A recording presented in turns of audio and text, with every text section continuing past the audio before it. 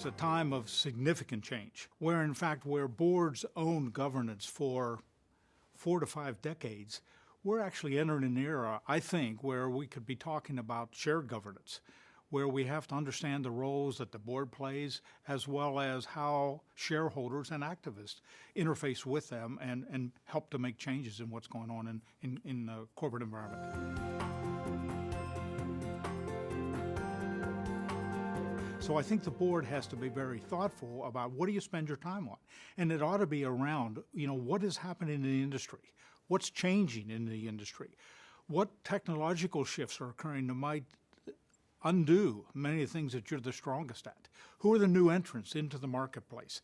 Boards, I think, have to focus on that, have to think about that, have to study it, and have to have dialogues with the management team so that they can look forward, talk about and think about what should we be doing, what should we look like 3 years from now or 5 years from now, depending upon the industry, and then back up from that and tie it to what's going on this year. So how do you tie this year to the strategic goals that you've set for yourself? Because clearly you need to modify and change if you're going in a new direction. And boards need to ask about, okay, so how do we accomplish that? And what do we need to be doing this year that helps us get to where we want to get to?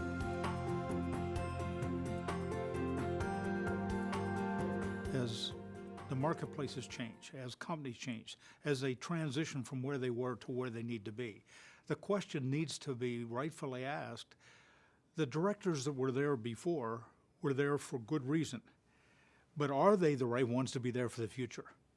And if the answer to that is some no, then the board has to have a process where you're able to manage to that. I think a very important part of that is, how does a board self-evaluate the entire board? The question also needs to be dealt with, I think, in a very meaningful way. How do you deal with individual board member contributions? How do you do evaluations of individuals? Do you do evaluations? Do you do them yourselves? Do you have an outside organization assist you in that? All those questions are being raised, and I think rightfully so. In fact, if you look at what is some of the major agenda the activists bring forward, is they want new board members.